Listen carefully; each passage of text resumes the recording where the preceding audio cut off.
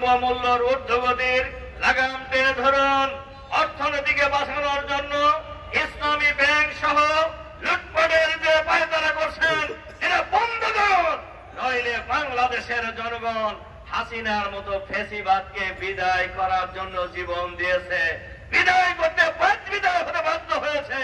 বাংলাদেশের মানুষকে ওই রাস্তায় যাওয়ার জন্য আপনারা আর জনগণকে ঠেলে দেন না।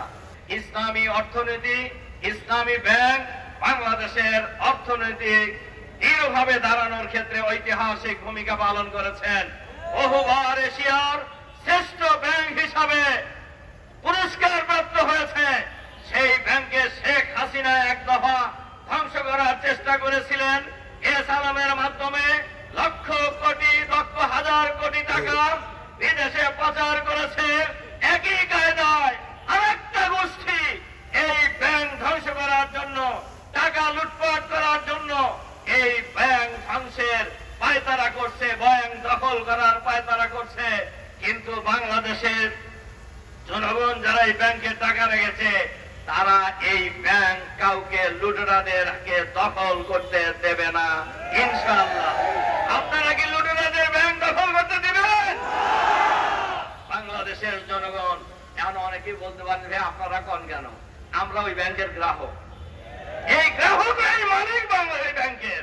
সুতরাং ব্যাংকের গ্রাহক হিসাবে আমার অধিকার আছে এই ব্যাংকের ব্যাপারে কথা বলার। এই দেশের মানুষ হিসাবে, নাগরিক হিসাবে দেশের ভালো মন্দ বলার অধিকার আছে আমাদের। সুতরাং আমরা আহ্বান জানাবো, অবিলম্বে তেল গ্যাসের মূল্য যা বৃদ্ধি করেছেন ওগুলি অবিলম্বে প্রত্যাহার করে নিন। এর সাথে সাথে দ্রব্যমূল্যের ঊর্ধ্বগতির লাগাম টেনে ধরুন। অর্থনীতিকে বাঁচানোর জন্য ইসলামী ব্যাংক সহ লুটপাটের যে পায়তারা করছেন এটা বন্ধ করুন, নইলে বাংলাদেশের জনগণ হাসিনার মতো ফ্যাসিবাদকে বিদায় করার জন্য জীবন দিয়েছে, বিদায় করতে বিদায় হতে বাধ্য হয়েছে। বাংলাদেশের মানুষকে ওই রাস্তায় যাওয়ার জন্য আপনারা আর জনগণকে ঠেলে দেন না। এজন্য আমরা আহ্বান জানাবো, অবিলম্বে দ্রব্যমূল্যের ঊর্ধ্বগতি নিয়ন্ত্রণ করুন, গ্যাস এবং বিদ্যুতের মূল্য বৃদ্ধি প্রত্যাহার করে নিন, বাংলাদেশের আইন শৃঙ্খলা পরিস্থিতিকে আরো উন্নত করুন এবং সব জায়গায় দলীয়করণের প্রক্রিয়া থেকে ফিরে আসুন। এই আহ্বান জানিয়ে আমার বক্তব্য শেষ করছি। আল্লাহ হাফেজ। বাংলাদেশ জিন্দাবাদ। সংগ্রামী ভাই এবং